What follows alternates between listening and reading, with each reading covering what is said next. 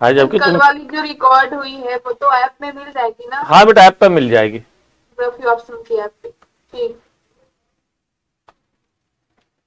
तो थैंक। आज कल वाला डला गया सर? नहीं बेटा, अभी आज वो एक मैं नया अभी तो कोर्स बना रहा हूँ, सभी नाम जो है उसमें इनरोल्ड उस कोर्स पर वही नाम जाएंगे। तो अभी हमारा स्टाफ आएगा, वो सारे नाम को वो कर दिया, लिस्ट कर दिया।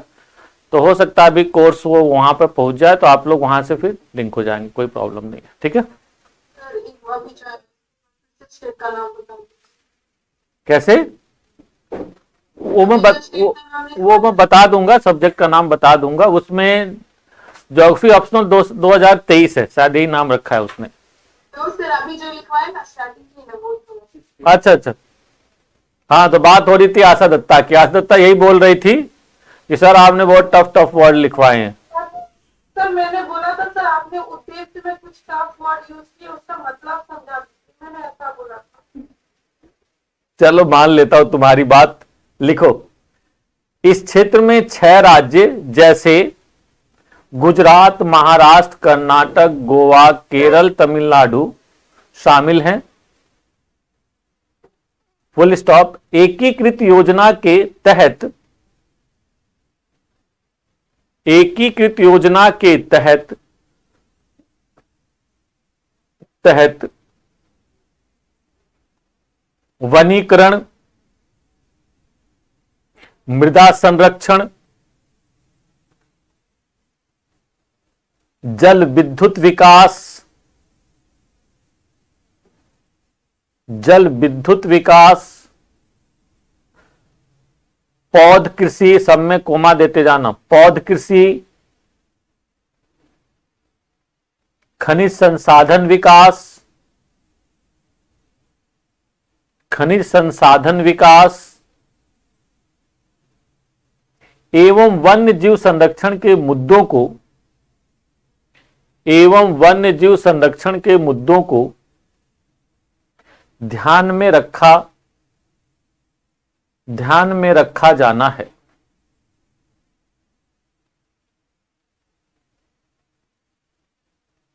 एक उच्च स्तरीय निकाय द्वारा, एक उच्च स्तरीय निकाय द्वारा, ठंडा पानी गर्म है? ये ठंडा पानी गर्म है? ठंडा लग रहा, इसमें हल्का सा पानी ऐड कर दो। एक उच्च स्तरीय निकाय द्वारा इस क्षेत्र के लिए दिशा निर्देश,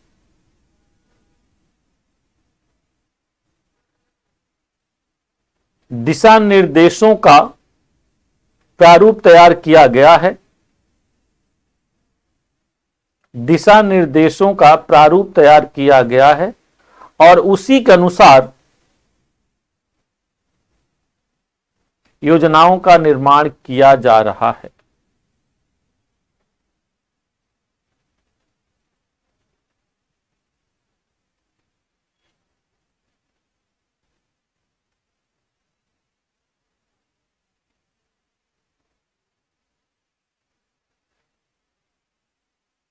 ये कुछ योजनाएं, महत्वपूर्ण योजनाएं जो कह सकते हैं। इसके अलावा एक और है, क्या बेटा?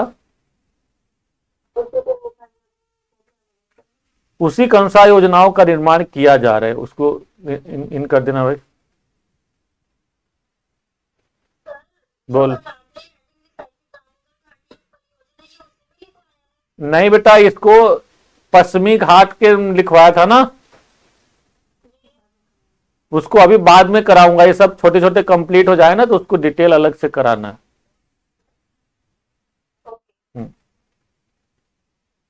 क्योंकि भारत की वो सबसे मतलब डिफरेंट तरह की योजना है। एक अगला लिखिए, दक्षिणी पूर्वी संसाधन क्षेत्र।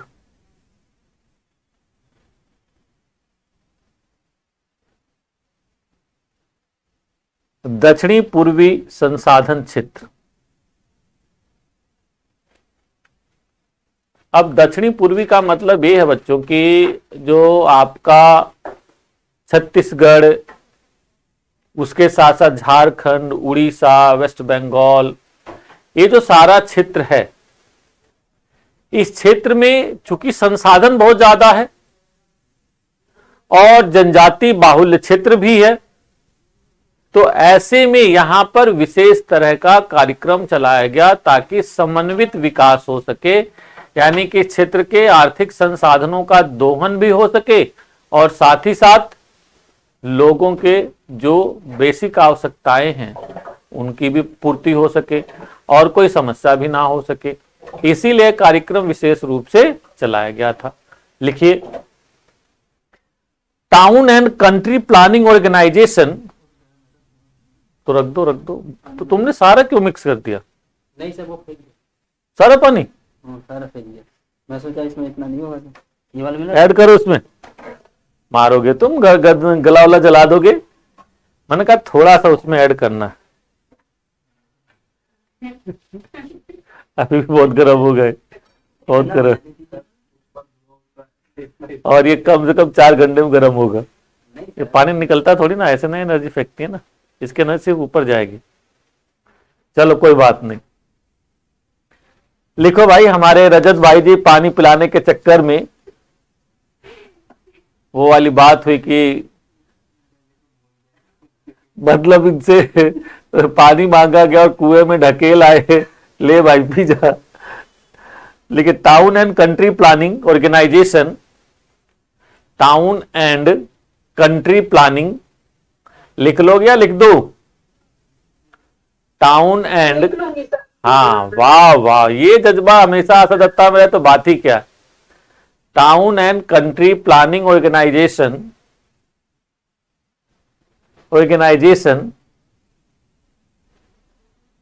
जिसने दामोदर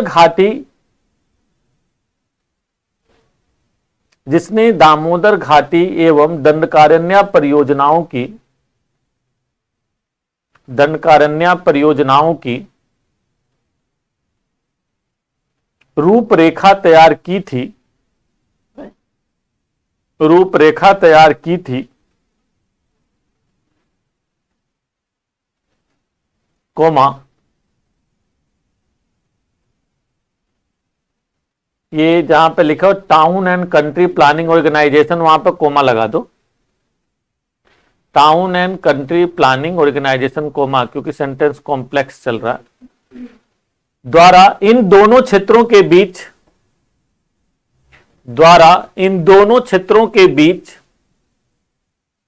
तैयार की थी, उसके बाद बोल रहे हैं। हाँ, तैयार की थी, कोमा, के द्वारा इन दोनों क्षेत्रों के बीच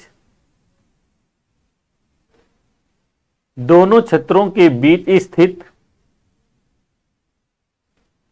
संसाधनों से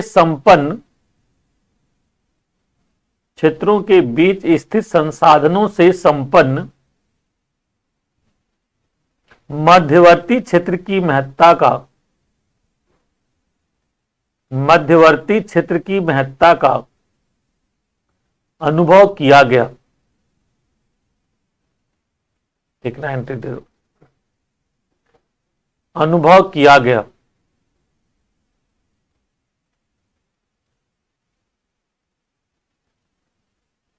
महत्ता का अनुभव किया गया, कोमा, जो विकास की समस्या से ग्रस्त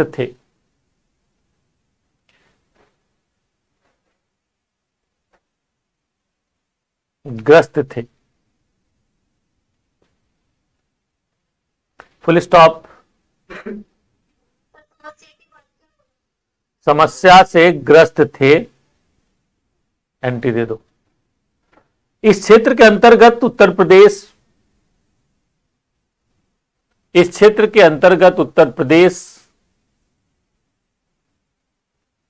कौमा, बिहार, झारखंड,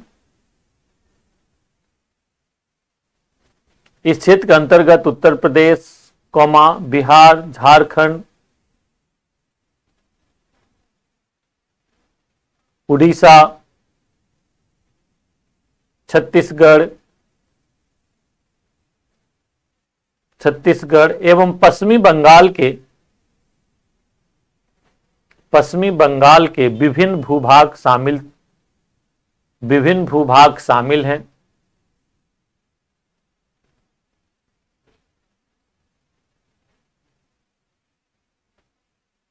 इस परियोजना की सफलता अंतर्राज्यीय सहयोग की मात्रा पर निर्भर करती है।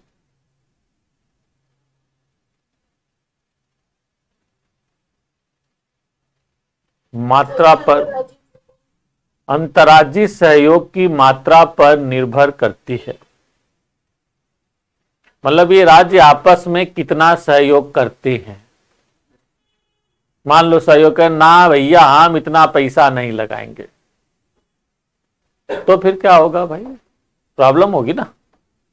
तो from this point of view can say कि सफलता इस बात पर निर्भर करती है। चलो इसका भी एक डायग्राम बना ले। डायग्राम बनाया था कि नहीं आप लोगों ने?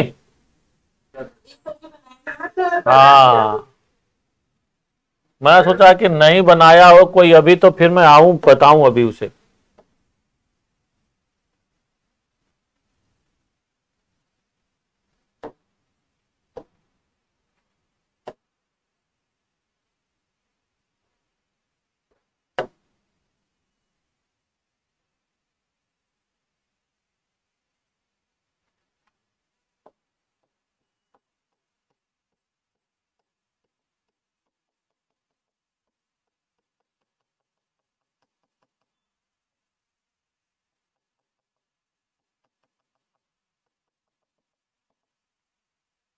बना लो इसको फटाफट।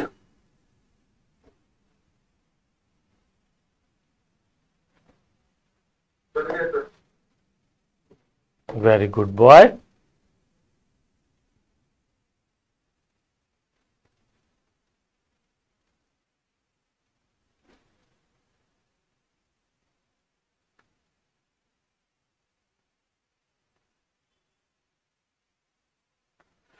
अब इसी में हम लोग शुरू करते हैं दामोदर घाटी परियोजना। तमिलनाडु में क्या पूछा छोटा सा? तमिलनाडु की क्या जरूरत पड़ गई? नहीं तो देखिए ना, आप गलती से हो गई पूछा है। ये तो वैसे ही बचा हुआ है, बुद्धि इसकी ठीक है।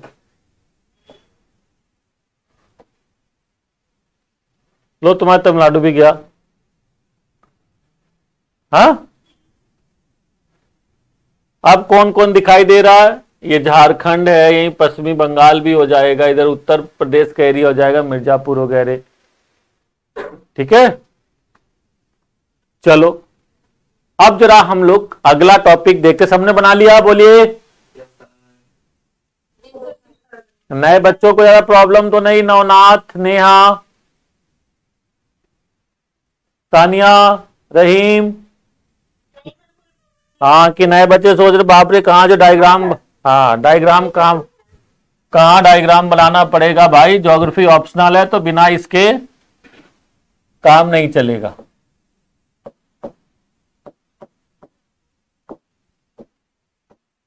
दामोदर घाटी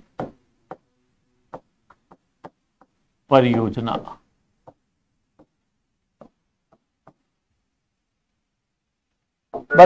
बच्चे परियोजना भारत की सबसे स्वप्निल परियोजनाओं में से एक।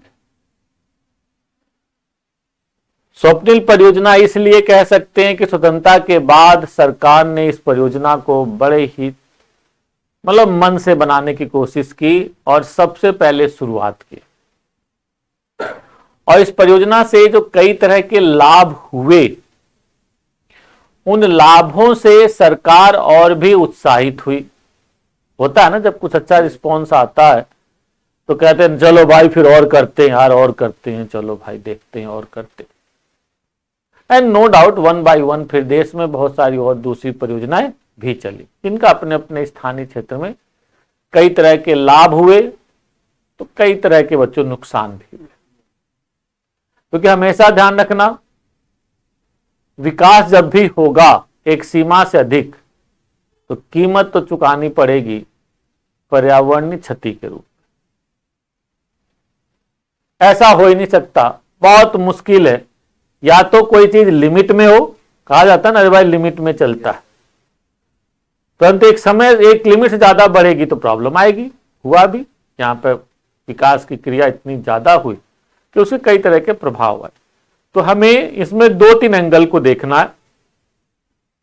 परियोजना की विशेषताएं वगैरह क्या हैं, उद्देश्य क्या रहे, और लास्ट में हमें इवेल्युएट करना है कि इसका लाभ क्या हुआ और इससे नुकसान क्या हुआ, और लास्ट कंक्लूजन। ये 2-3 वे में हमें चीजों को केवल देखना है। तो जरा सोचो दामोदर घाटी परियोजना के बारे में। आप लोग अपने मैप को उठाओ, यदि एटलस हो आप सभी के पास इस समय, तो पेज नंबर 10 पे चले जाओ और देख लो भाई। देखो सब हमारे योद्धा अगल बगल जहां कर रहे हैं और बताने की कोशिश ऐसे करें जैसे सर हम लाए हैं परंतु हमारे बैग में है नहीं। देखो एंटी एडमिट कर दो, हम लाए तो हैं परंतु हमारे बैग में है नहीं। क्या कहूं, सबके पास तो है ना?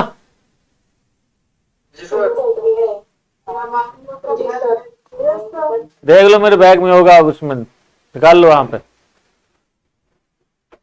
इन लोगों के लिए बच्चों मुझे ढोना पड़ता है। देखो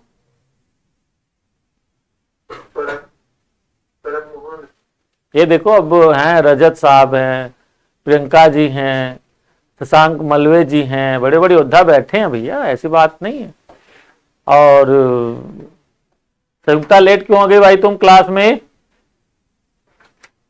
चांदनी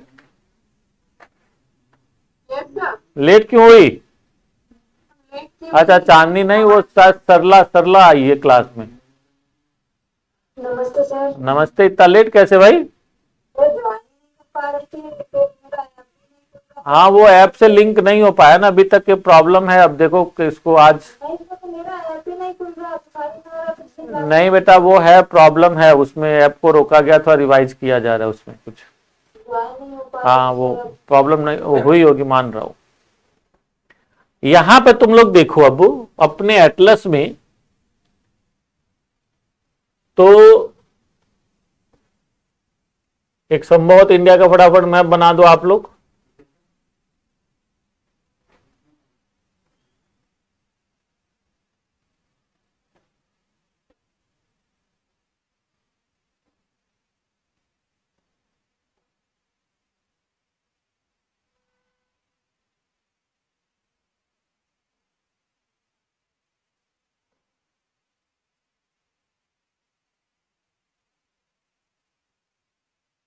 ये देखो बच्चों, आपकी हुगली नदी है, गंगा नदी है, और गंगा नदी की एक डिस्ट्रीब्यूटरी है हुगली, और हुगली नदी की एक ट्रिब्यूटरी है यानी कि सहायक नदी है आपकी दामोदर।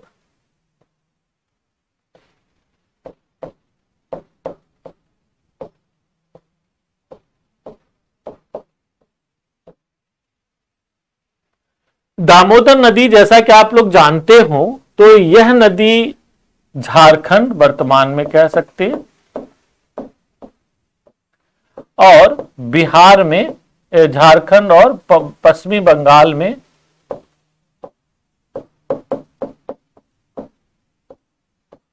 ये नदी बहती है। झारखंड के छोटा नागपुर पठार के क्षेत्र से निकलती है और यह तेजी से एंट्री करती है पश्चिमी बंगाल के मैदानी भागों में।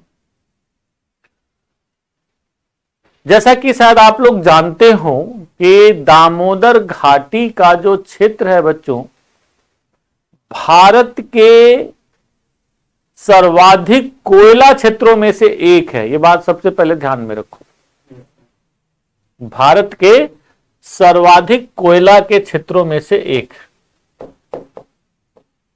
यानी कि भारत में कोयला दामोदर घाटी में ही सबसे ज्यादा पाया जाता है। इसी क्षेत्र में देश की सबसे बड़ी 2 खान रानीगंज और झरिया,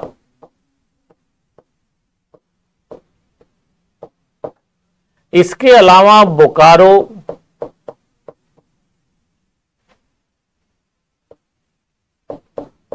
धनबाद,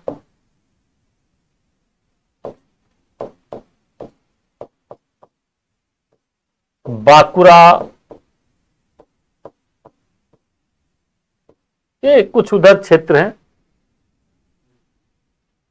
ये जो एरिया है ना, ये काफी बड़े कोयले के क्षेत्र माने जाते हैं, विशेष रूप से गिरिडीह वगैरह, जहां पर सबसे ज्यादा कोयला पाया जाता है, विशेष रूप से बिटुमिनस। और अंग्रेजों ने इस क्षेत्र में कोयला खनन की शुरुआत की। उनके समय की ये सबसे बड़ी खानें रही थी, बाकी और छोटी मोटी जो भी थी। और जरा सोचो बच्चों, 1950 के टाइम की बातें, कोयला ही ऊर्जा का सबसे बड़ा स्रोत है उस समय। पेट्रोलियम उस समय इमर्ज उतना हुआ नहीं है तो पेट्रोलियम बहुत महंगा है, भारत को टोटली एंड टोटली इंपोर्ट करना पड़ रहा है ना। बहुत थोड़ी सी पेट्रोलियम हमारे यहाँ है, देश में रिफाइनरी वगैरह है ही नहीं, तो विदेशों से ये स्पेशल तरह से तेल आया करता था, है ना। तो ये सब चीजें लग्जरियस आइटम था, तो वो मतलब नहीं। व्यवसायिक ऊर्जा के उत्पादन का स्रोत केवल और केवल यही था। अब ऐसे में सोचो आप लोग कि सरकार इस एरिया में कोयले के निष्कर्षण के लिए, उन्हें निकालने के लिए कार्य कर रही है, परंतु सबसे गड़बड़ बात यह हो रही है बच्चों इस एरिया में कि अचानक कोयले की खानें धंस जा रही हैं कहीं पर। कोयले की खानों में पानी भर जा रहा है अचानक। क्यों? लो भाई देखो, नदी से बाढ़ पानी आया तो बड़े एरिया में फैल गया। अब बड़े एरिया में फैल के पानी कहां रिस के गया पता नहीं, और खनन हो रहा है, इतने में पानी रिस गया। जैसे आप लोगों ने एक शायद मूवी देखी हो, काला पत्थर, अमिताभ बच्चन की पुरानी मूवी है काला पत्थर, बड़ी अच्छी इस बात को दिखाया हुआ है कि खान में मजदूर काम कर रहे हैं, नीचे खान में, काफी नीचे मान लो एरिया है, यहां कहीं काम कर रहे हैं सब। ये ऊपर है, ये जमीन है, नीचे यहां पे सब गए हुए हैं, कोयला निकाल रहे हैं, कोयला खोद रहे हैं यहां पे। लक्षण से देख के सारे मजदूर कहते हैं भाई गड़बड़ लग रहा है, इस एरिया में कहीं पानी है, कोई बहुत बड़ा पानी का स्रोत है और रिस जाएगा पानी, लग रहा कहीं फट जाएगा, यहां से निकल लो। जो मेन मैनेजर हो जाके बताता है उससे, मालिक से, कि साहब जी मजदूर मना कर रहे हैं, वहां पे कोयला पानी रिस रहा, कुछ गड़बड़ कहानी हो सकती है। अब वो जानते हो प्रेम चोपड़ा है, प्रेम चोपड़ा डांटता होता सबको, भगाता कहे तुम लोग मरने दो, ऐसा वैसा, ये है मेरा इतना कोयले का नुकसान हो जाएगा, ऐसा हो जाएगा वैसा हो जाएगा, जाओ खोदो ट्राई करो। और पता चला कि वो सबको डांटा डपटता है, मजदूर प्रेशर में आके खुदाई करते हैं और अचानक ये सारा पानी ब्लास्ट, यहां मान लो भरा था पानी, और ये फटता है और सब भर जाता है। सारे के सारे 150-200 मजदूर होते मर। उससे भी दुखद बात यह है कि भाई हाजिरी लगती है जो भी अंदर जाते हैं नीचे वहां पर। अब जल्दी से भागम भागी होती, भाई अंदर कौन कौन था, तो जो अटेंडेंस रोल है उस पर जाके सभी लोग हाथ देखने लगते हैं, ये भी था ये भी था। इतने में कोई नीचे से खींचता, भाई मैं भी देखूं मैं देखूं कौन था, मेरा तो कोई नहीं था जान का। वो पता चला पेज ही फट फट के उड़ जाता है। जो काम प्रेम चोपड़ा वैसे करता, वो काम अनजाने मजदूरों ने वैसे कर दिया, लिस्ट ही गायब हो गई, लिस्ट ही गायब भाई, सब खत्म। तो कहने का मतलब यह कि इस तरह की घटनाएं होती थी। फिर कई बार कोयले की खानें बरसात दिनों में पानी से भर जाती थी। मान लो वो भी ना हो, बाढ़ आई, कोयले की खानों में पानी भर गया। अब क्या हो रहा, फिर बड़े बड़े पंप लगा के पानी खींचा जा रहा है। पानी, अब सोचो पानी इतना आसान है, फिर खींचो, एक एक 2-2 महीने केवल पानी खींचा जा रहा है, सोचो। फिर अब वो धीरे धीरे कुछ सूख रही है, तब फिर खनन कार्य हो रहा। तो ये बताइए, क्या आप पूरी क्षमता से खनन कर पाएंगे? सुरक्षा की दृष्टि से कर पाएंगे? नहीं। कई तरह की प्रॉब्लम। तो ऐसी अनेक समस्याओं के समाधान के लिए यह लाई गई। एक तो ये सारी प्रॉब्लम होगी, फिर ये बाढ़ आ रही है भाई, बाढ़ की तो पूछो मत। यह नदी फ्लश फ्लड के लिए फेमस रही है। एक साथ कई हजार स्क्वायर किलोमीटर एरिया में पानी को फैला देती थी और गांव के गांव डूब जाया करते थे। मवेशी, खड़ी खेत और सब बह जाया करते थे। उसी में लोग भी बह जा रहे हैं, जन धन की हानि हो रही। इसका मतलब इसका पूरा का पूरा एरिया अपनी गरीबी के लिए कुख्यात था। भाई सोचो, बार बार जिसका बच्चों घर बह जाएगा, वो कहां से फिर भैया कर पाएगा? मान लो कुछ करे, पशु वशु लेकर आए, खेती भी करना चाहे, इतने पशु भी बह गए, खेती डूब गई। तो वेरियस काइंड ऑफ प्रॉब्लम्स, ऐसे में उस एरिया में आर्थिक पिछड़ापन है और कई तरह की समस्याएं हैं। उन्हीं सब समस्याओं के लिए यह परियोजना लाई गई। और जैसा मैंने कल भी बताया था, इस परियोजना की ड्राफ्टिंग हमारे पास पहले से थी ही। तो सरकार द्वारा तुरंत स्वतंत्रता के बाद इस योजना को लागू कर दिया गया कि भाई शुरू करो इसको। तो लिखो जरा, दामोदर घाटी परियोजना देश के सभी भागों में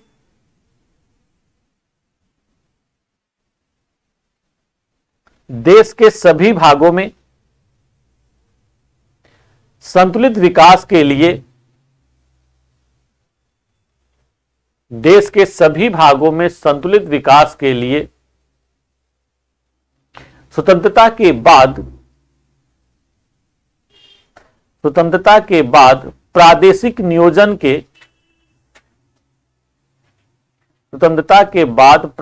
नियोजन के अनेक कार्यक्रम चलाए गए,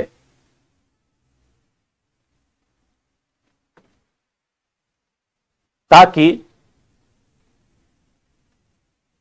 सामाजिक आर्थिक न्याय के साथ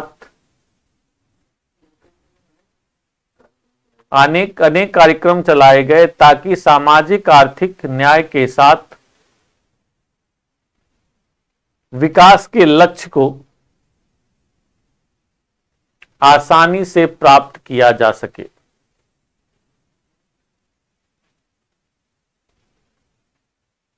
आसानी से प्राप्त किया जा सके। अतः प्रादेशिक नियोजन के उपागम को मुख्य रूप से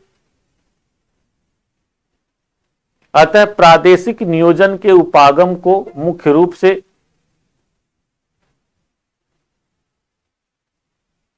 अतः प्रादेशिक नियोजन के उपागम को मुख्य रूप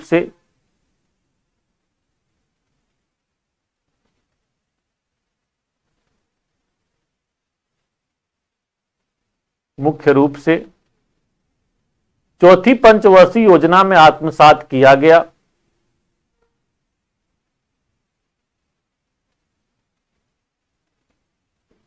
किंतु इस रूप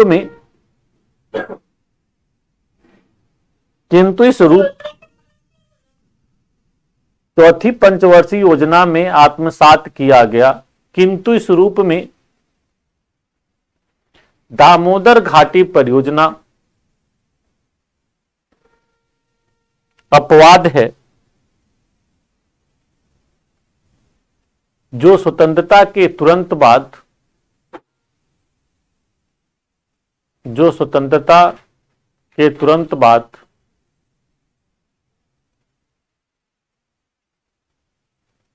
क्षेत्रीय आर्थिक विकास के लिए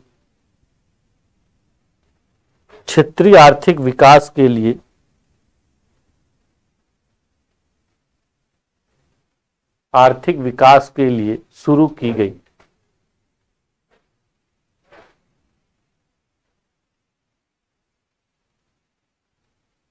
यह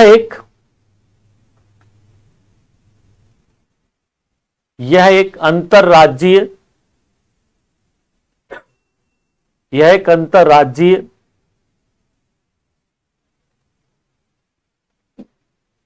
अंतर्राज्यीय विकास परियोजना थी।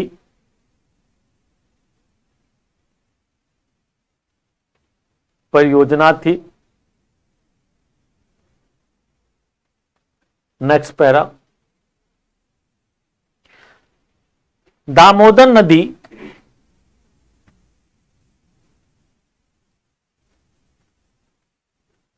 पश्चिमी बंगाल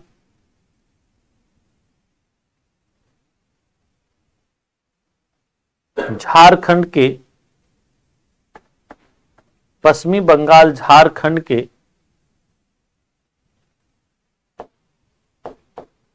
24,235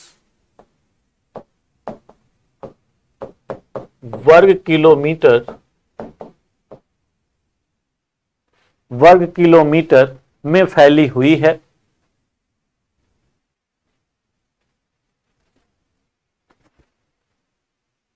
इसमें झारखंड के हजारीबाग,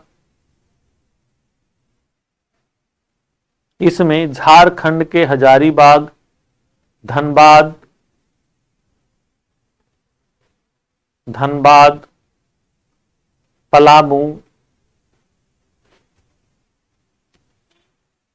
रांची के कुछ भाग,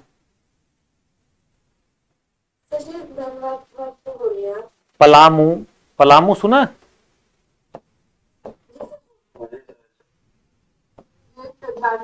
झारखंड में पलामू, रांची के कुछ भाग शामिल हैं।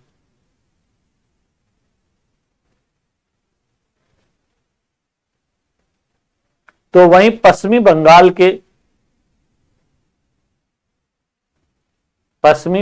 के बांकुरा एवं वर्धमान जिले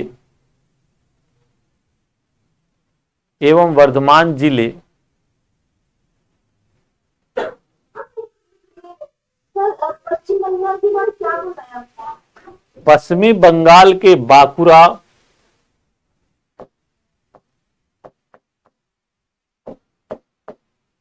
बांकुरा जिला है ना, वहां पे बांकुरा एवं वर्धमान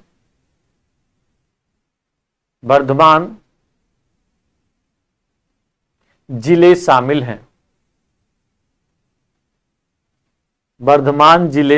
हैं।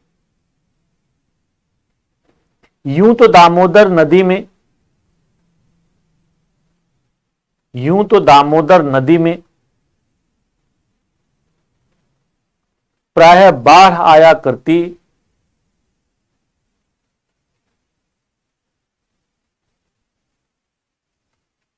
करती थी और इसी कारण यह बंगाल के शोक के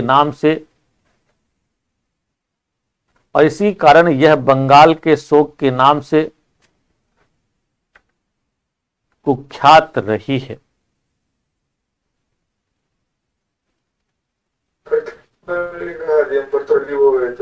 पता है बेटा, मैं देख रहा हूं, अब क्या करोगे? देखो कौन अननोन है भाई।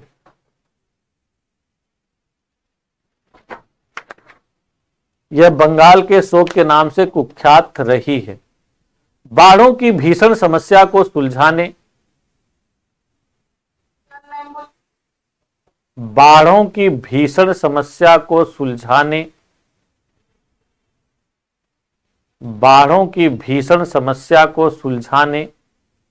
के लिए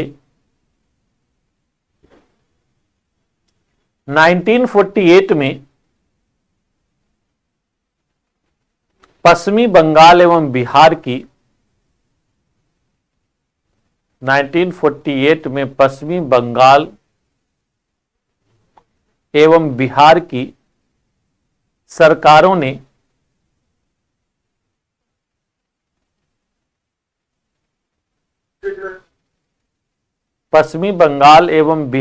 सरकारों ने विचार विमर्श किया।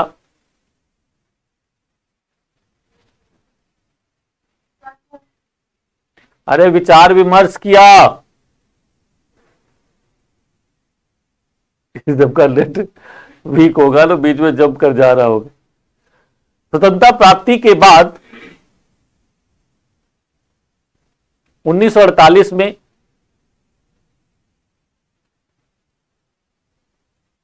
केंद्र सरकार और तत्कालीन बिहार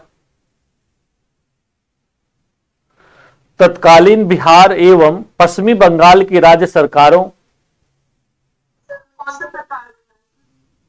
स्वतंत्रता के बाद 1948 में केंद्र सरकार ने तत्कालीन बिहार, उस समय बिहार था ना, झारखंड मतलब उस समय बिहार है, तत्कालीन बिहार एवं पश्चिमी बंगाल की राज्य सरकारों के साथ समझौता किया और इस परियोजना का प्रारूप प्रस्तुत किया।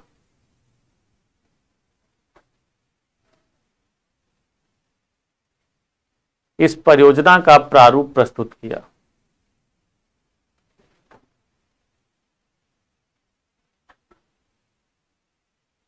नेक्स्ट पैरा, केंद्र सरकार ने परियोजना का प्रारूप प्रस्तुत किया। केंद्र सरकार ने संयुक्त राज्य अमेरिका की केंद्र सरकार ने संयुक्त राज्य अमेरिका की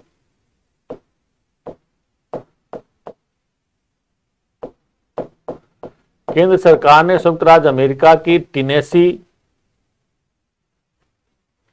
अमेरिका की टेनेसी घाटी परियोजना से प्रभावित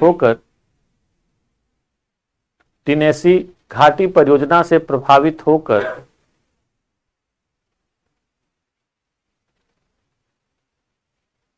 उसी के आधार पर इस परियोजना का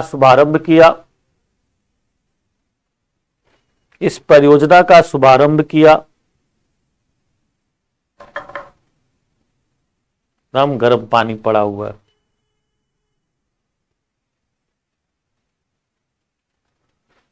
इस परियोजना का शुभारंभ किया।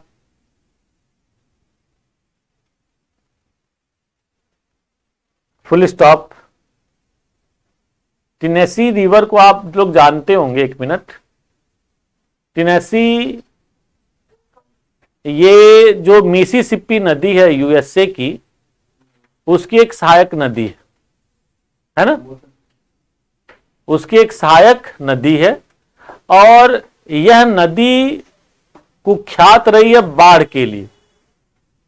यह भी जो निकलती है नदी अमेरिका के अपलेशियन पर्वत से निकलती है और मैदानी भागों में तेजी से प्रवेश करती है और इसकी वजह से इस एरिया में भी बहुत ज्यादा नुकसान होता था जब बाढ़ आती थी, फ्लड बाढ़ आती थी, यहां पर तीव्र बाढ़। तो 1925 में वहां की सरकार ने इसको नियंत्रित करने के लिए बड़े स्तर पर कार्यक्रम चलाया था और उससे काफी वो सफल भी रहे। तो उसी को देखते हुए केंद्र सरकार ने उसको रोल मॉडल लाया कि भाई उस रोल मॉडल को हम भी एक्सेप्ट करते हैं। चलिए, शुभारंभ किया। सर्वप्रथम बाढ़ को नियंत्रित करने के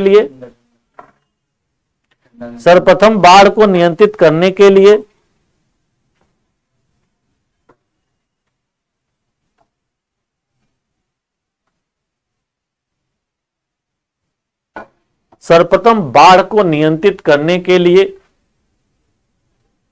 दामोदर की अनेक सहायक नदियों पर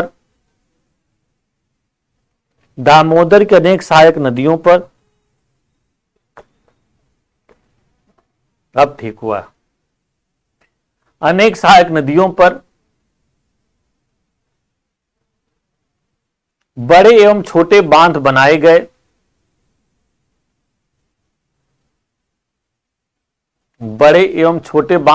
गए। जैसे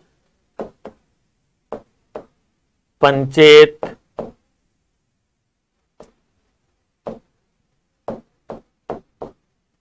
मयूराक्षी, पंचेत, मयूराक्षी, मैथान,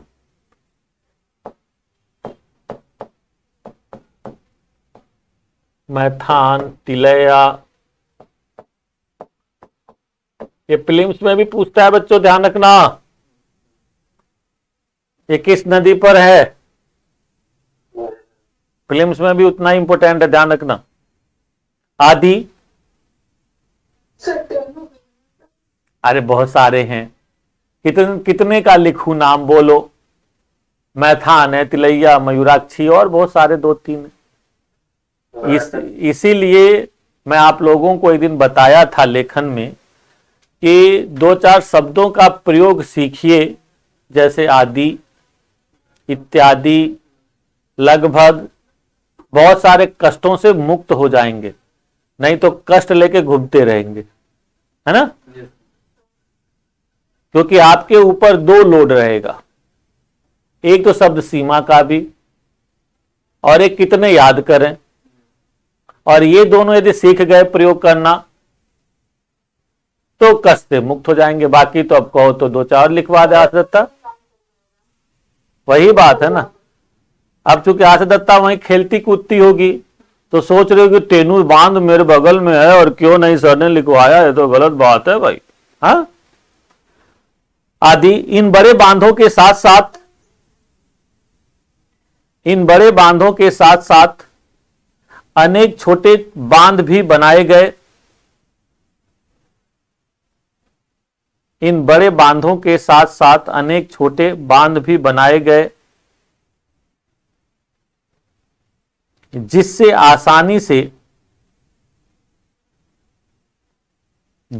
आसानी से दामोदर नदी में प्रतिवर्ष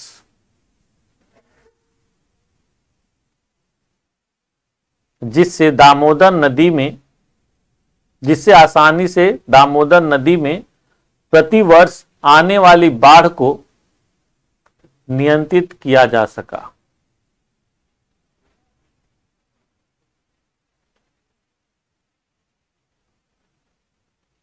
नेक्स्ट पैरा। इसके अतिरिक्त विद्युत ऊर्जा की बढ़ती मांग को पूरा करने के लिए विद्युत ऊर्जा की बढ़ती मांग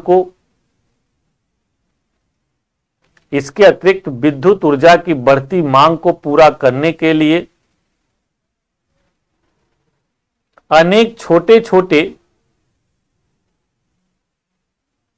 जल विद्युत उत्पादन केंद्र स्थापित किए गए।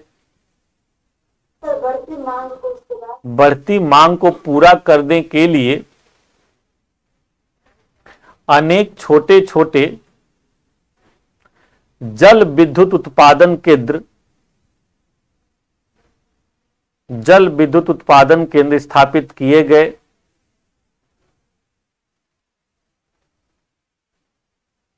इसके साथ ही साथ इस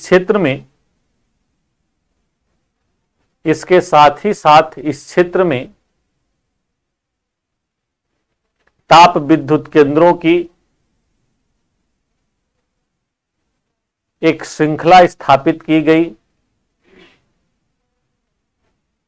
ताप विद्युत केंद्रों की एक श्रृंखला स्थापित की गई,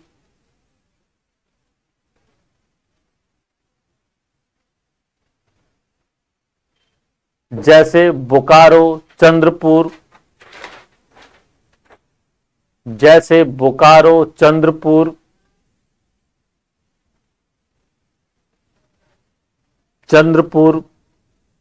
दुर्गापुर,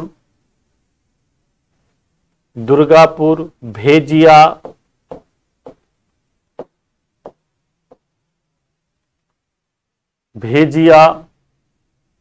आदि। Full stop. मैथान में गैस आधारित ताप विद्युत केंद्र भी स्थापित किया गया।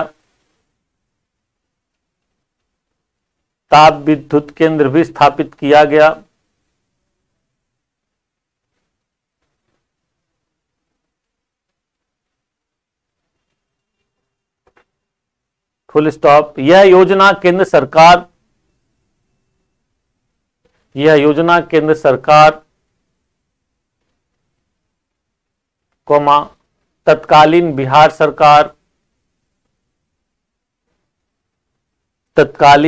सरकार एवं पश्चिमी बंगाल की राज्य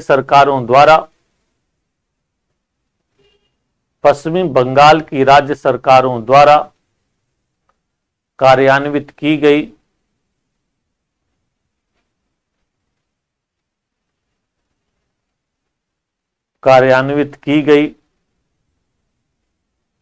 इसके निम्नलिखित सामाजिक आर्थिक लाभ हुए।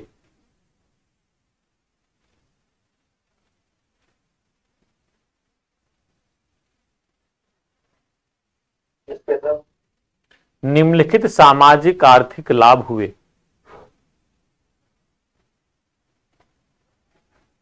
अब देखो यहां पे सबसे पहले बात ये हो रही है, ये सारे डैम्स बनाए गए, यानी कि जो नदी है, इस नदी के एरिया में डैम बनने से बच्चों सबसे पहला लाभ ये हुआ कि बाढ़ से हम लोग बचे, नियंत्रित हुए।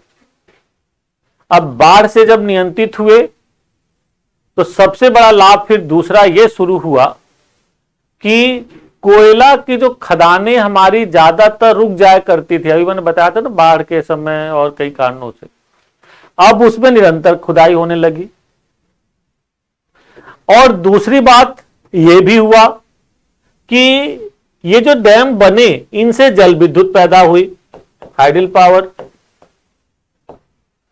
पावर पैदा होने से क्या फायदा, इन खानों में आसानी से बिजली पहुंचाई जा सकी, जिससे खनन अब देर तक 24 घंटा कंटिन्यूअस हो सकता है।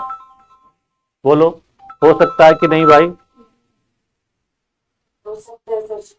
क्योंकि पहले कई तरह की प्रॉब्लम होती थी खानों में, गैस वगैरह कई तरह के जलाए जाते थे, उससे खुद समस्या थी कि मान लो उसमें मीथेन गैस होगी और कुछ जला रहे हो ब्लास्ट कर जाएगी। परंतु लाइट होने से कई तरह की आसानी होने लगी भाई। तो खनन उत्पादन में वृद्धि हुई, बाढ़ नियंत्रित हुआ तुरंत।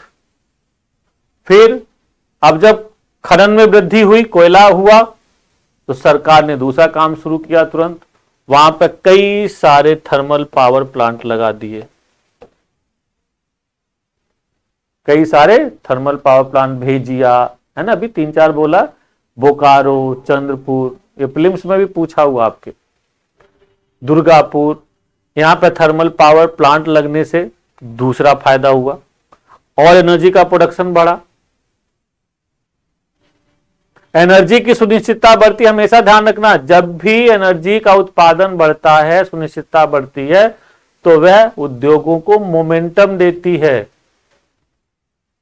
आप खुद सोचो, फैक्ट्री लगाने चाह रहे हो, छोटा मोटा काम भी करना चाह रहे हो, मान लो नहीं कुछ वेल्डिंग ही करना चाह रहे हो, कैसे काम करोगे भाई? कैसे काम करोगे? लाइट होनी चाहिए। मान लो तुम मोबाइल रिपेयरिंग का भी काम शुरू करना चाह रहे हो, कैसे भाई वो होगा, क्या बोलते, चलेगा? एनर्जी से बेसिक नीड ना।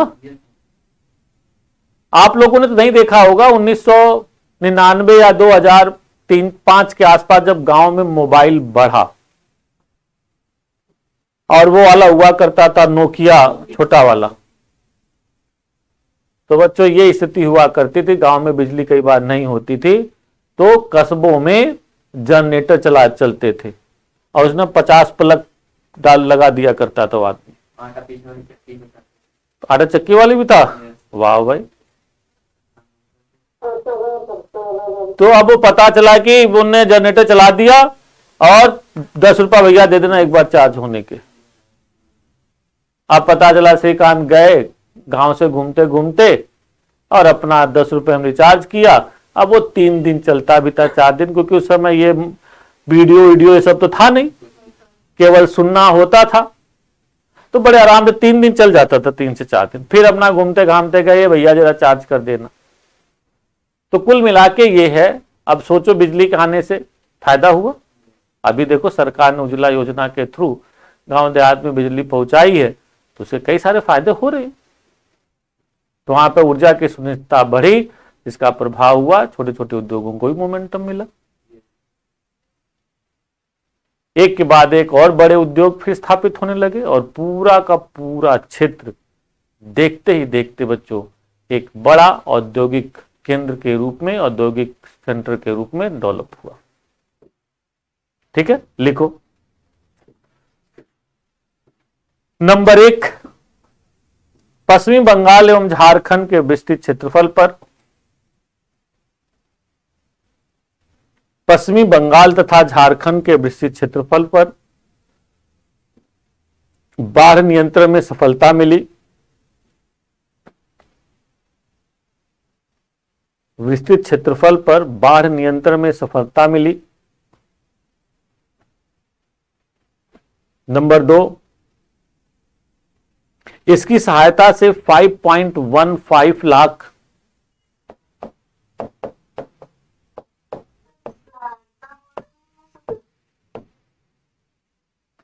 क्षेत्रफल पर बाढ़ नियंत्रण में सफलता मिली।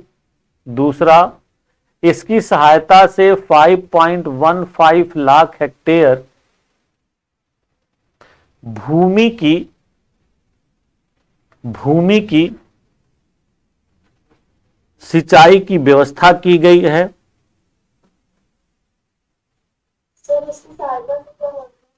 इसकी सहायता से 5.15 लाख हेक्टेयर भूमि की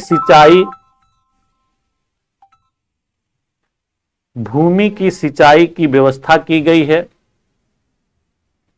लगभग 2.60 लाख किलोवाट जल विद्युत का उत्पादन संभव हुआ।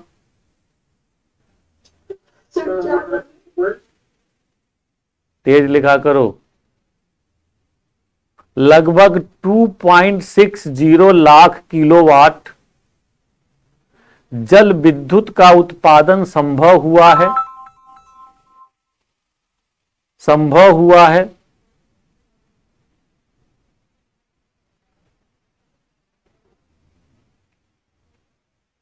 नेक्स्ट पॉइंट, बांधों के बनने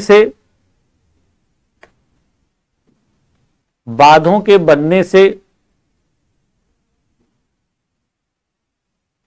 नौगमन एवं मत्स्यन उत्पादन, बांधों के बनने से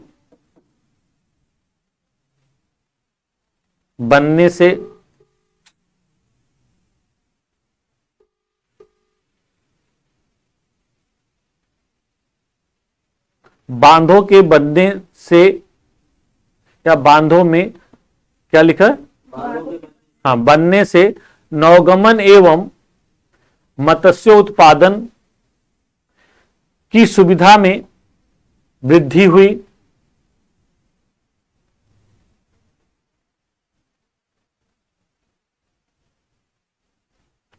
हुई।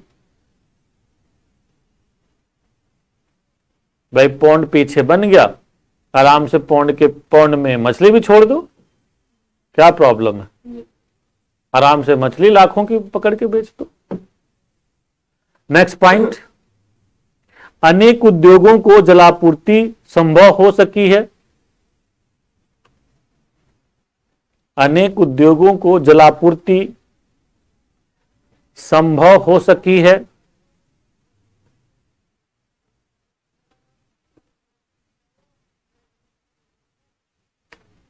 नेक्स्ट पॉइंट, इस क्षेत्र में बाढ़ के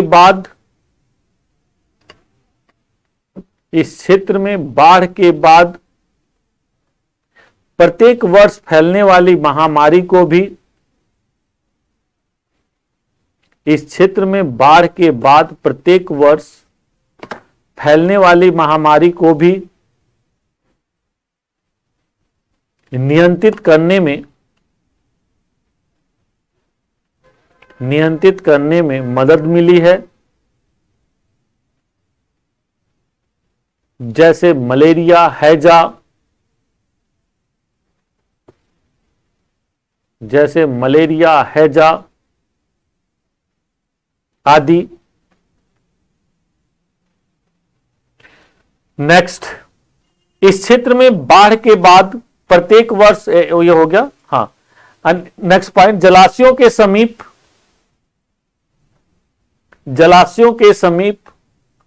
भूमिगत जल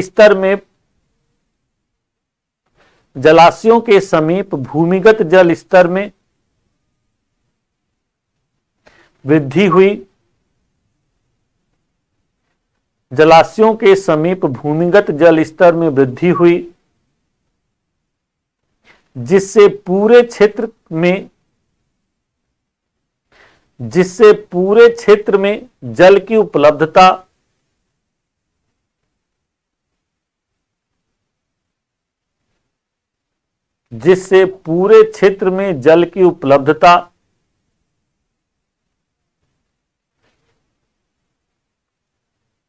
आसान हुई और वनस्पति विकास में वृद्धि हुई।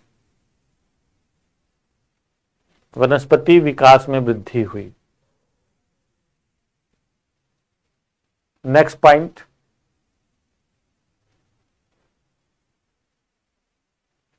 बाढ़ के समय विशाल जलराशि जो पहले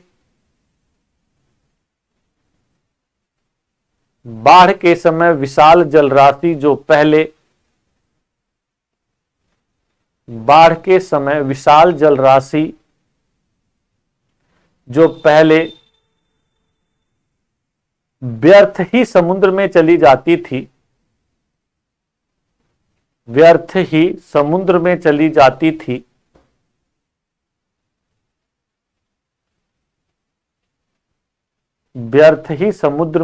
जाती थी,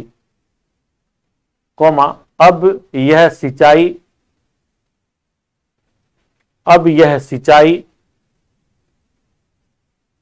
विद्युत उत्पादन एवं उद्योगों में काम आ रही है। सिंचाई की बात क्या बोला सर? सिंचाई, विद्युत उत्पादन एवं उद्योगों में काम आ रही है।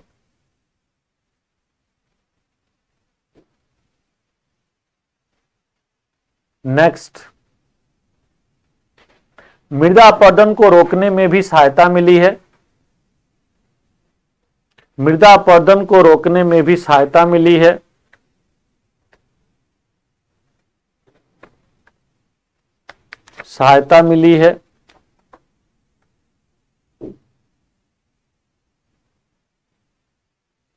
नेक्स्ट पॉइंट,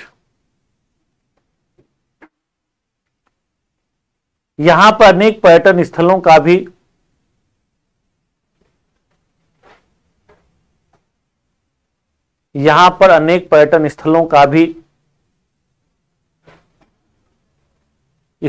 भी विकास हुआ है।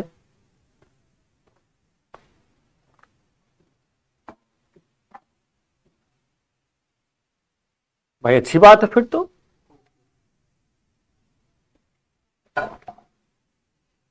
तो आप लोग देख रहे हो भाई, इसका तो बड़ा लाभ हुआ है कि नहीं। मछली भी पालन हो रहा है तो मछली भी सस्ती हो जाएगी, भूमिगत जल स्तर भी बढ़ गया है, सिंचाई की सुविधाओं का विस्तार हुआ है, तो जिससे कृषि का विस्तार होगा, कृषि की उत्पादकता में वृद्धि होगी सिंचाई की सुविधा बढ़ने से। पर्यटन के भी विकास हुआ है, उससे भी स्थानीय लोगों को आय में वृद्धि होगी कि पता चला कि बड़े बड़े पौंड बन गए हैं, उसी में बोट लगा दिया गया, बोट में अपना लोग जा रहे हैं, घूम रहे हैं, सब कोई प्रॉब्लम नहीं है। चलिए भाई, इस तरह से कई तरह के लाभ हुए। परंतु बच्चों, हर चीज के दो पहलू होते हैं। ये तो सकारात्मक पहलू है, एक नकारात्मक पहलू भी। नकारात्मक पहलू यह भी है कि शुरुआती दौर में पूर्णतः बाढ़ को नियंत्रित करने के लिए इस परियोजना के विभिन्न क्षेत्रों में विभिन्न नदियों पर जो बांध प्रस्तावित थे, धन की कमी के कारण उतने बांध नहीं बन सके। बात को समझिए कि इसकी बहुत सारी सहायक नदियों पर भी बांध कई सारे और छोटे छोटे बनने थे ताकि पूरी तरह से चेक कर दिया जाए बाढ़ को,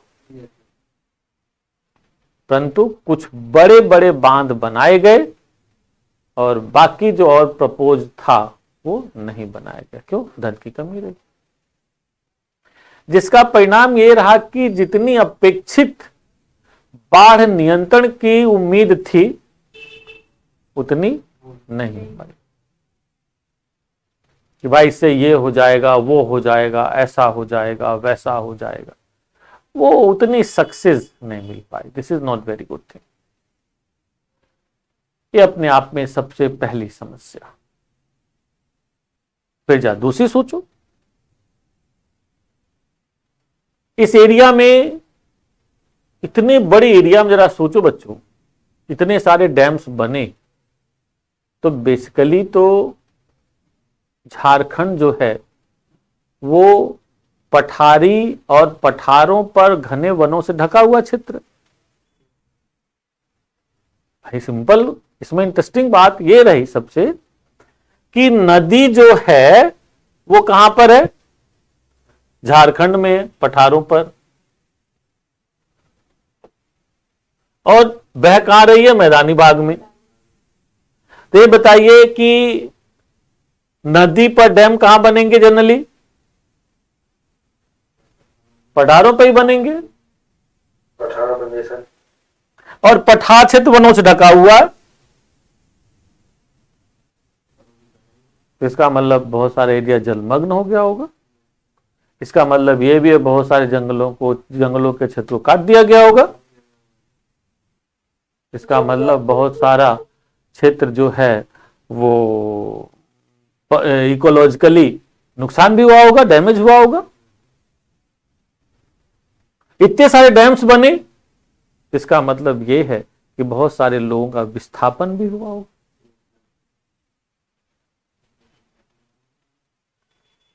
ये भी तो बात है। तो ऐसी समस्याएं यहां पे देखी गई। लिखो नेक्स्ट पैरा। इस प्रकार हम इस प्रकार यदि दामोदर नदी घाटी परियोजना, इस प्रकार हम यदि दामोदर नदी घाटी परियोजना को देखें तो दामोदर नदी घाटी परियोजना को देखें तो इसे एक सफल प्रादेशिक नियोजन कह सकते हैं।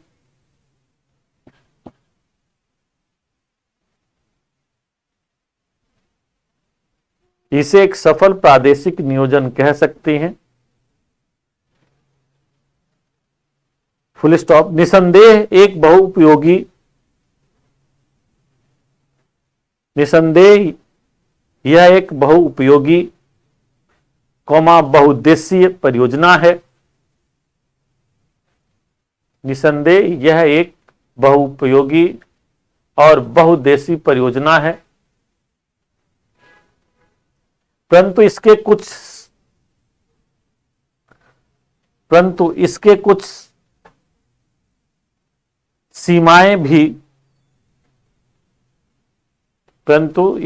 सीमाएं भी स्पष्ट होती हैं जो निम्नलिखित हैं।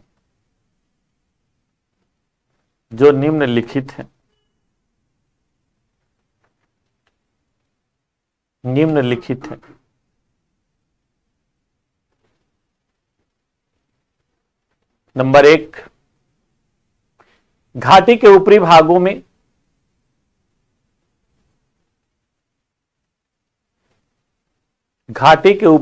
में अर्थात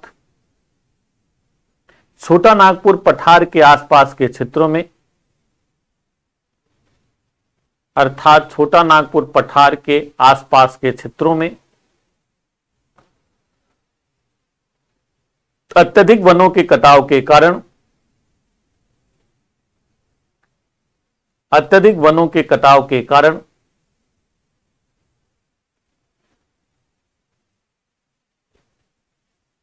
इसके बांधों में अत्यधिक अवसादीकरण हुआ है।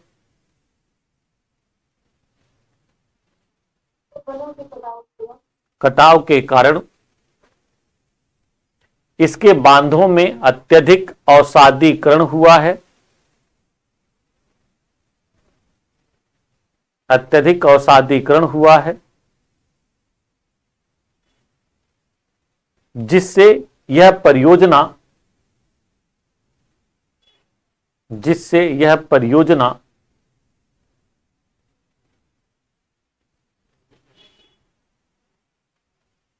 अपने संपूर्ण उद्देश्यों में सफल नहीं हो पा रही है। अपने संपूर्ण उद्देश्यों में सफल नहीं हो पा रही है।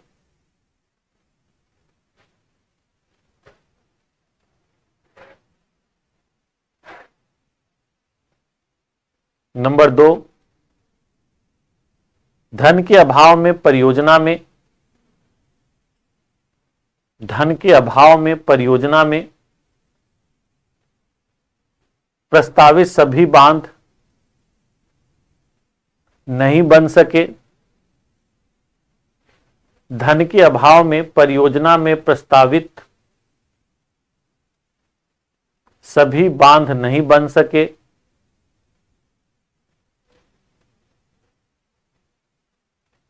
जिससे बाढ़ नियंत्रण में पूरी तरह से सफलता नहीं मिल सकी। जिससे बाढ़ नियंत्रण में पूरी तरह से सफलता नहीं मिल सकी।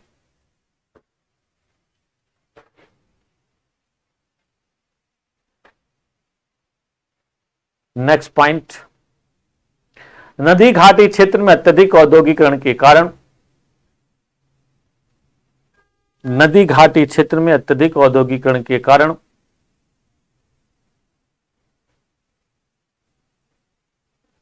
नदी प्रदूषण बढ़ा। अत्यधिक औद्योगिकरण के कारण नदी प्रदूषण बढ़ा,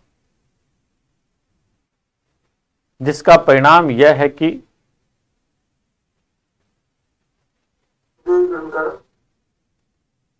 औद्योगिकरण के कारण नदी प्रदूषण बढ़ा, जिसका परिणाम यह है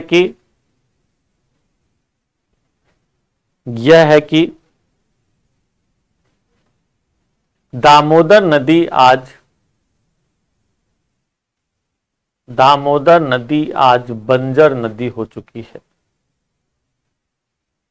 दामोदर नदी आज बंजर नदी हो चुकी है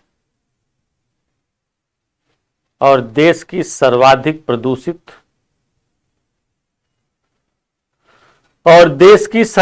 प्रदूषित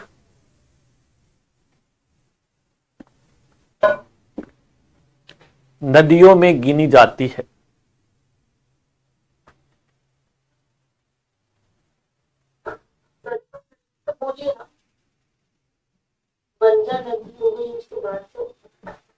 बंजर नदी हो गई है और आज देश के सर्वाधिक प्रदूषित नदियों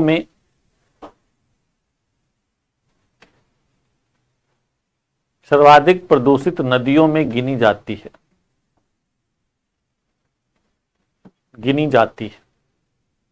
जब कभी इकोलॉजी में पढ़ोगे तो देश की जो टॉप 10 नदियां हैं उसमें टॉप 5 में, टॉप 3 में दामोदर कहीं आती है। उसकी जितनी भी सहायक नदियां हैं सब पॉल्यूटेड हो गई, एकदम जहरीली। क्यों भाई? औद्योगिक कचरे। जमशेदपुर स्टील प्लांट, बोकारो क्या बोलते हैं steel plant, Bokaro thermal power plant, अन्य दूसरे प्लांट के सारे कचड़े, इंडस्ट्रियल एफ्लुएंट्स सब उसी में छोड़े जाते और नदी चूंकि जगह जगह ब्लॉक हो गई है तो प्रॉपर बहाव है ही नहीं उसका, तो और भी उसमें सड़ रहा है बर्ड, सबसे बड़ी प्रॉब्लम। नेक्स्ट पॉइंट,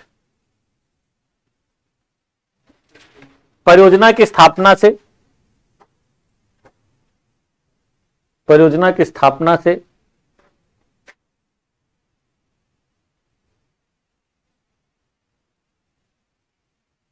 बड़े स्तर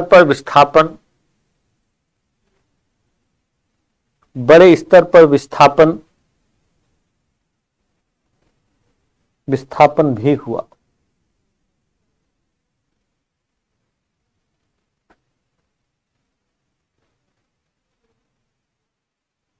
तो क्या भाई परियोजना को फेल्योर घोषित कर दें? फिर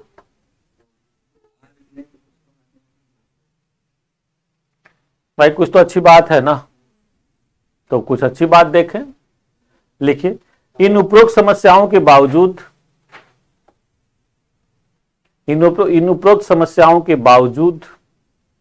इसमें कोई शक नहीं है कि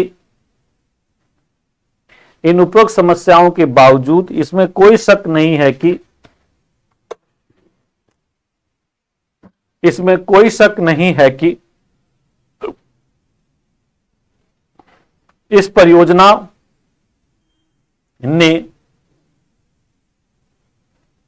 क्षेत्रीय विकास को गति प्रदान की।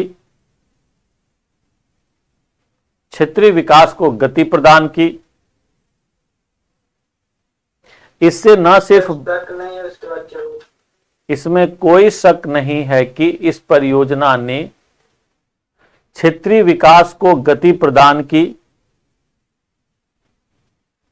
इससे न सिर्फ बाढ़ को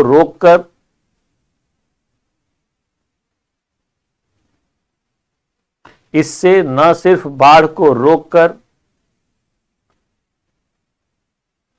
जान माल की क्षति को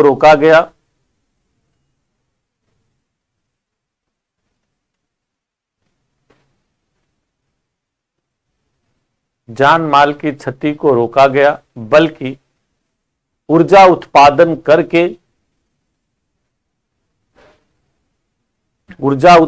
करके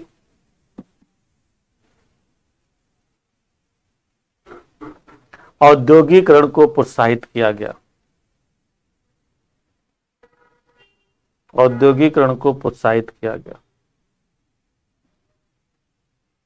फुल स्टॉप। इससे बल्कि ऊर्जा उत्पादन करके औद्योगिकरण को प्रोत्साहित किया गया।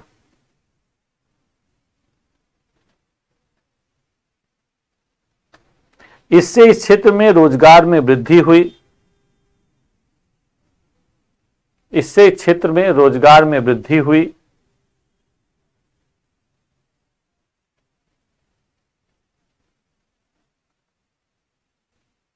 परियोजना में व्याप्त कुछ कमियों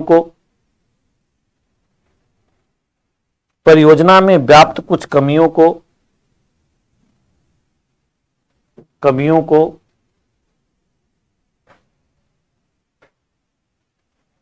अधिक दूरदर्शिता एवं उत्तम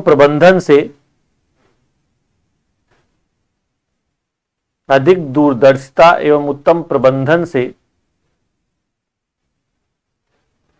आसानी से समाप्त की जा सकती है।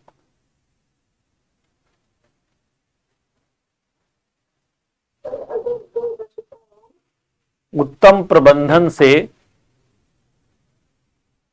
समाप्त की जा सकती है। आधा घंटा 20 मिनट की जा सकती है और इसकी क्षमता को बढ़ाया जा सकता है।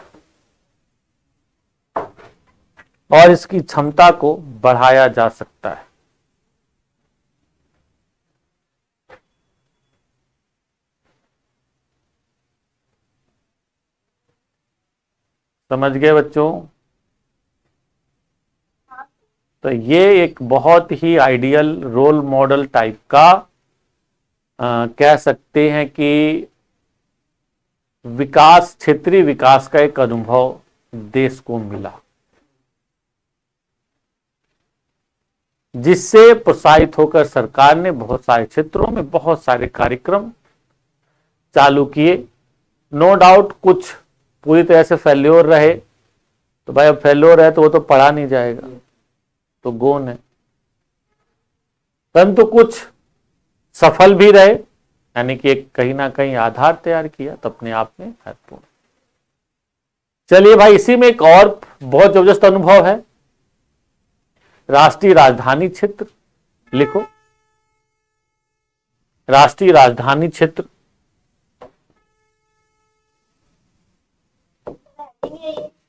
हाँ बेटा,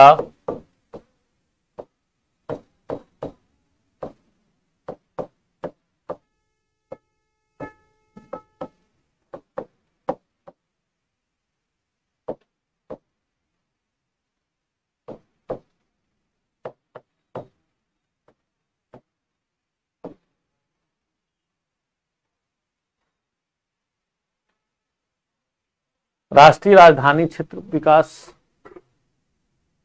यह भी अपने आप में एक बड़ा ही अलग तरह का प्रोग्राम है बच्चों, समस्याओं के समाधान करने के लिए। जरा सोचिए, जब देश आजाद हुआ या 1901 में, देलही एक बहुत छोटा सा नगर है, कुछ लाख जनसंख्या है, परंतु आप देखते हैं 1911 में राजधानी बना, जिससे कुछ हद तक इसकी जनसंख्या में वृद्धि हुई, फैलाव हुआ। अब जब राजधानी बना दी गई तो ऑब्वियस बात इसकी टेरिटरी डिसाइड हो जाएगी ना, इसकी टेरिटरी डिसाइड हो जाएगी भाई, कितना एरिया जो है इसके अंतर्गत आएगा। अब जब ये डिसाइड हो गया तो चलो कोई बात नहीं, राजधानी चल ही रही है, जो थोड़ा बहुत धीरे धीरे विकास हो रहा है, कोई प्रॉब्लम नहीं, they have lot of area. इतने में देश आजाद हुआ, 1947 देश आजाद हुआ। आजाद होने के बाद बड़ी संख्या में पाकिस्तान से प्रवासी आए यहां पर, ज्यादातर ट्रेनें यहीं आके रुकती थी दिल्ली में। ये जो आपका जिस एरिया मुखर्जी नगर कैंप जो एरिया है ना, हडसन लाइन, सारा मॉडल टाउन, ये सब कैंप बने थे। अब सोचो कितना बड़ा कैंप, मतलब lakhs of people in camp में सब बसाई गई थी अस्थायी रूप से, सब कैंप था। ये जो कैंप आपका नाम पड़ा हुआ ना, कैंप जाते हो ना, वो उसी टाइम का नाम कैंप पड़ा हुआ, वो अभी भी चलता है। हाँ हाँ, तो दे आर माइग्रेंट। तो अब इस पूरे एरिया में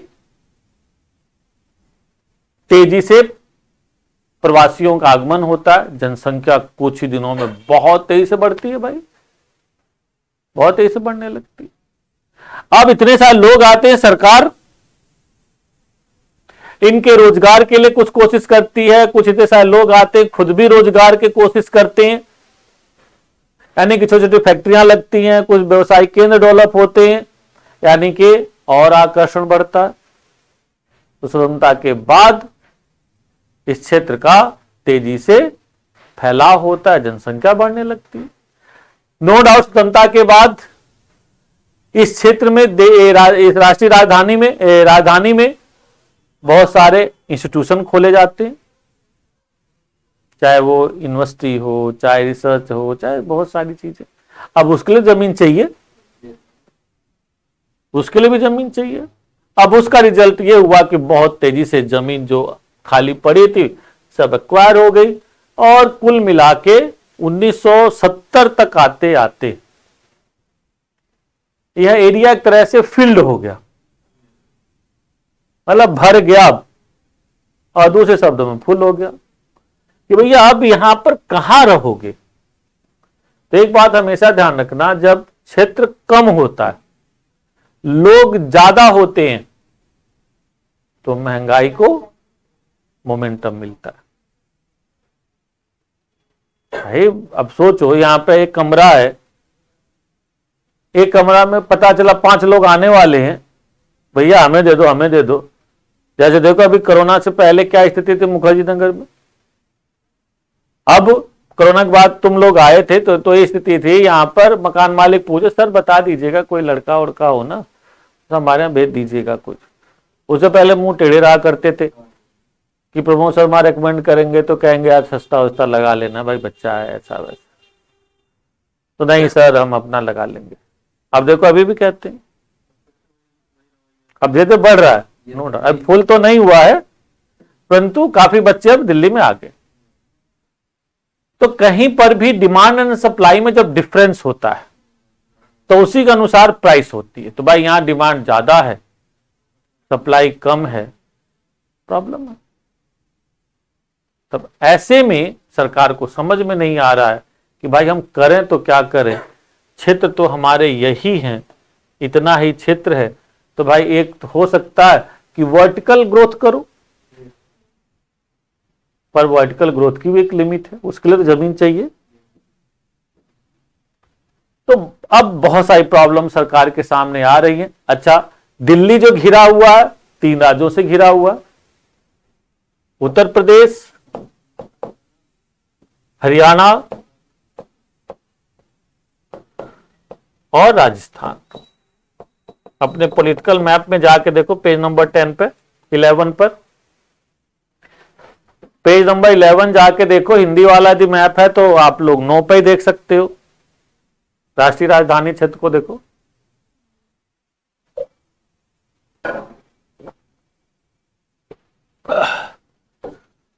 ये वाला एरिया जो होगा हरियाणा का होगा, काफी बड़ा वेस्टर्न साइड, ठीक है। यहां पे थोड़ा सा एरिया देखो राजस्थान से होगा, और ईस्टर्न साइड का काफी बड़ा एरिया उत्तर प्रदेश से होगा। तब ये बताइए कि कौन राज्य अपनी जमीन देगा भाई? अब जरा सोचिए, केंद्र सरकार उत्तर प्रदेश सरकार से कहे कि भाई ऐसा करो, गाजियाबाद दे दो हमें, नोएडा दे दो,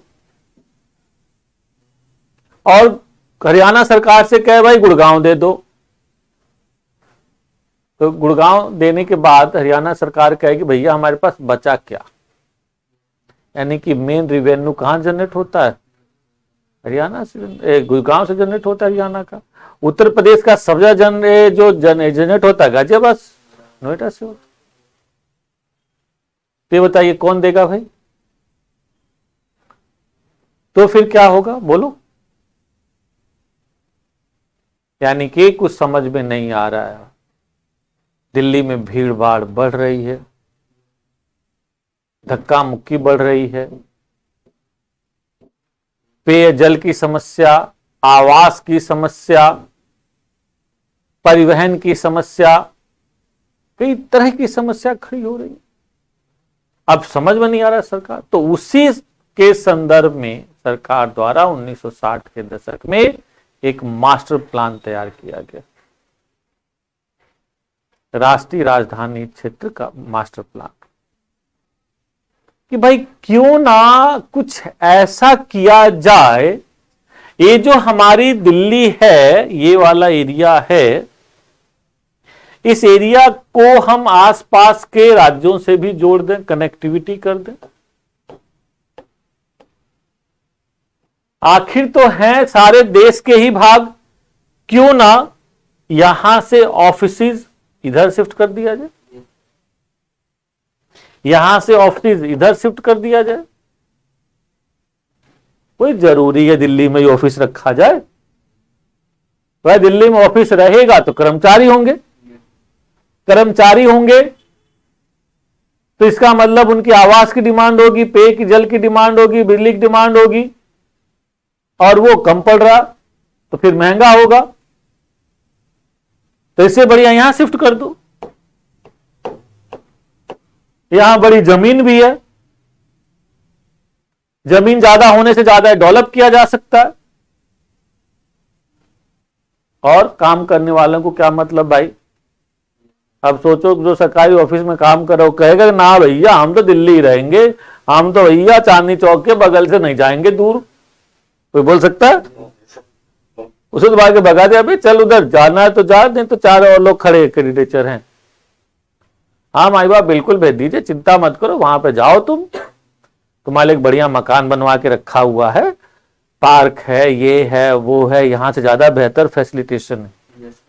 तो आदमी जाएगा कि नहीं? तो लोग गए खूब, इसलिए देखो बहुत सारे ऑफिस गुड़गांव शिफ्ट कर दिए गए, बहुत सारे ऑफिस गाजियाबाद शिफ्ट कर दिए गए, थोक के भाव ऑफिस आपके नोएडा में शिफ्ट कर दिए गए।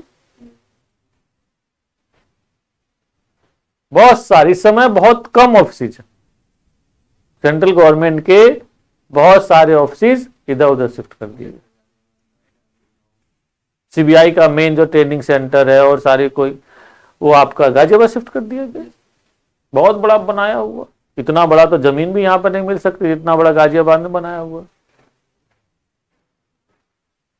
तो इस तरह से सरकार ने पहला काम ये सब करना शुरू किया कि भाई किसी राज्य से मांगो, राज्य में विवाद हो, हालांकि केंद्र के पास अधिकार है, केंद्र सरकार चाहे लास्ट में किसी भी राज्य की जमीन को ले सकती, क्या भाई तेरी तो चुप हमारा चल मिलता, पर उससे विवाद बढ़ता है, और खासकर जब दोनों में अलग अलग पार्टियां, तो अपने अपने राजनीतिक हित के लिए अलग अलग तरह से उसका यूज लोगों को उकसा दिया जाएगा पीछे से। जैसे आपने देखा भी अग्निवीर योजना को डिरेल करने के लिए कई राज्यों में उकसाया गया, अंदर खाने से कहा लड़ो ठीक कोई बात नहीं हम देखेंगे, होता यही है। तो अब विवाद हुए वहां पर, देखो नहीं तो सरकार चाहे 2 मिनट में ही सब अंडर कंट्रोल कर दे, किसी की हिम्मत ट्रेन चला दे। तो कहने का मतलब यह है कि इस कार्यक्रम के सरकार ने इस कार्यक्रम को लाया, लागू करने की कोशिश कर काफी फायदे हुए। लिखो, स्वतंत्रता प्राप्ति के पश्चात, स्वतंत्रता प्राप्ति के पश्चात अनेक कारणों से दिल्ली की जनसंख्या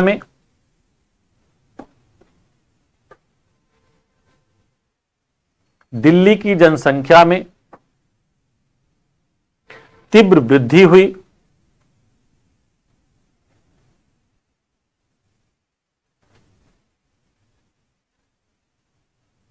दिल्ली की कुल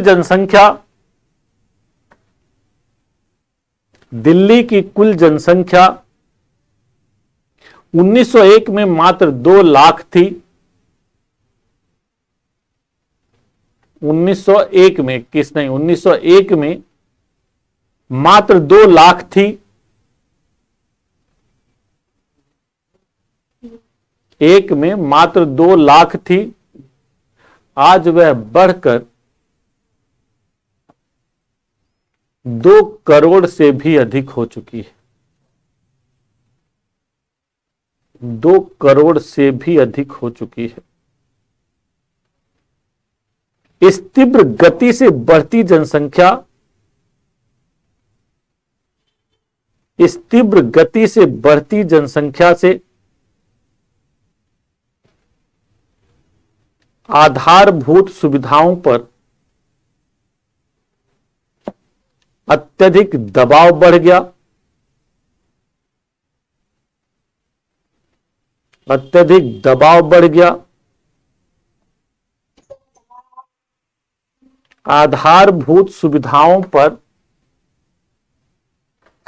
अत्यधिक दबाव बढ़ गया। अतः स्वतंत्रता के बाद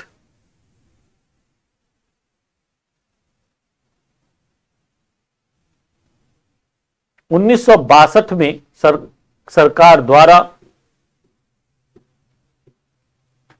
एक मास्टर प्लान प्रस्तुत किया गया। सरकार द्वारा एक मास्टर प्लान प्रस्तुत किया गया।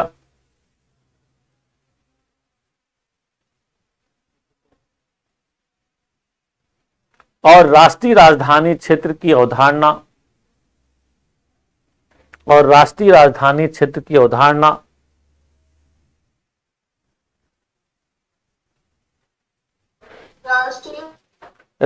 राजधानी क्षेत्र की अवधारणा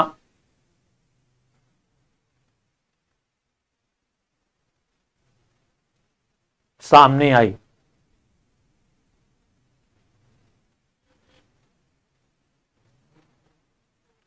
अवधारणा की बात क्या बोला सर? अवधारणा सामने आई,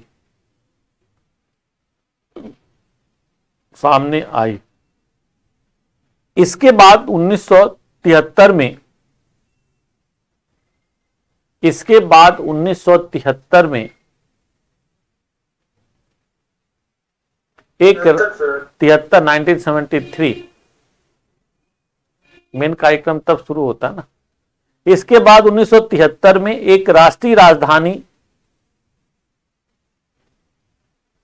एक राष्ट्रीय राजधानी क्षेत्र नियोजन बोर्ड, राष्ट्रीय राजधानी क्षेत्र नियोजन बोर्ड NCRPB ब्रैकेट बंद कर देना, राष्ट्रीय राजधानी क्षेत्र नियोजन बोर्ड NCRPB की स्थापना की गई।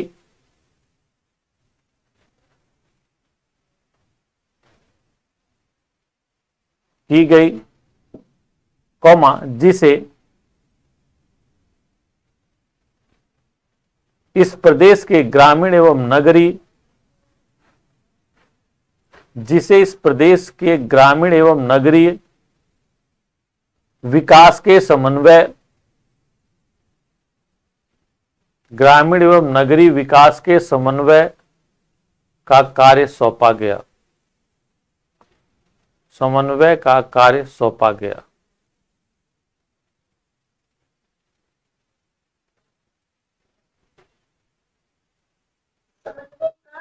कार्य सौंपा गया मतलब कि भाई तुम अब ऐसा करो, इस चूंकि जब एरिया डिसाइड हुआ, प्लान हुआ, तो बच्चों दो बात हुई। दिल्ली के काफी बड़े क्षेत्र में ग्रामीण बस्तियां भी हैं, गांव सुनते होंगे, इसी एरिया में ढाका गांव, आपके गोपालपुर गांव, वजीराबाद गांव, बुराड़ी गांव, बहुत सारे गांव थे ना यहाँ पे। तो भाई ये हुआ कि कैसे काम होगा। मान लो ये थोड़ा ना होगा आर्बिट्रेरली कि भाई सब गांव वालों के खेत एक्वायर करो, ऐसा ना हो सकता। फिर अंग्रेज जाने से और तुम्हारे उससे क्या हुआ होगा भाई, स्वतंत्रता और उसके में क्या अंतर हुआ। जो अंग्रेज करे वो तुम भी कर रहे हो, विवाद हो जाएगा फिर। तो भाई पहले धीरे धीरे लोगों को टटोला जाता था, हाँ भाई बेचना उचना चाहेंगे खेत वेत तो देखो समझा करो, इससे हम तुम्हें इतना लाभ दे देंगे, ऐसा ऐसा होगा, तुम्हारी जमीन ऐसे, ठीक है कोई बात नहीं बेच दो, है ना। तो इस तरह से लोगों में समन्वय बनाया गया कि भाई क्या विचार है, किस तरह से आपके एरिया में चाहते हैं। यदि आप एरिया में चाहते इतनी जमीन हमें दे देते हैं आप, तो हम यहाँ पे एक प्लानिंग डेवलप करेंगे, और यदि प्लानिंग डेवलप होती है तो आप लोगों को फायदा होगा। इस एरिया में रोजगार बढ़ेगा, इस एरिया में सड़कें और जाएंगी, इस एरिया में ऐसा होगा, ये होगा। तो कोऑर्डिनेशन का काम इसको सौंपा गया कि भाई तुम कोऑर्डिनेट करो और इस एरिया में जितना संभव जमीनों को एक्वायर करो जैसे भी। तो एक तो विद इन द एरिया कोशिश की गई, और दूसरा जो आउटर एरिया है, यानी कि ये वाला एरिया लगे हुए स्टेट है, इनको भी कोऑर्डिनेट करने की कोशिश की गई कि देखो भाई ऐसा करते हैं, हम अपने अपने नागरिकों को अपने लिए कुछ ये सुविधाएं डेवलप करते हैं। जैसे अब तुम अभी रिसेंट देखे होगे, मेट्रो तुम्हारी कहां जा रही है, गाजियाबाद, नोएडा, फरीदाबाद, बल्लभगढ़ गई है, हरियाणा में भी गई है, यूपी में भी गई है। तो पहले मेट्रो का यह हुआ विद इन दिल्ली,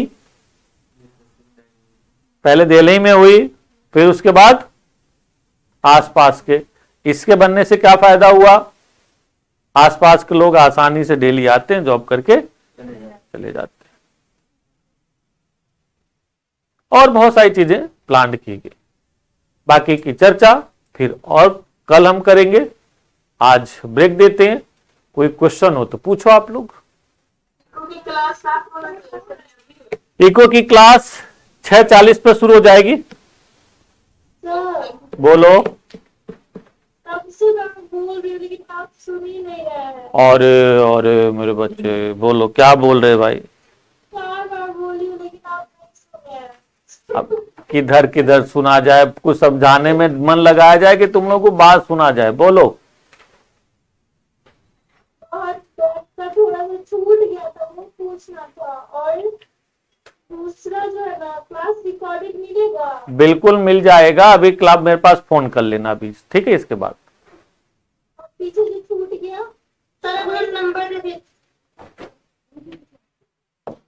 इसे कब काट देना? 9873286436। अभी जिन बच्चों को कुछ और पूछना है उसके एडमिशन से रिलेटेड वो फोन कर लेंगे अभी, तो फिर मुझको मैं बता देता हूँ, ठीक है? क्या बेटा? अभी अभी हाँ अभी कॉल कर लो, 5 हमको बात करना था। फोन कर लेना अभी। ठीक।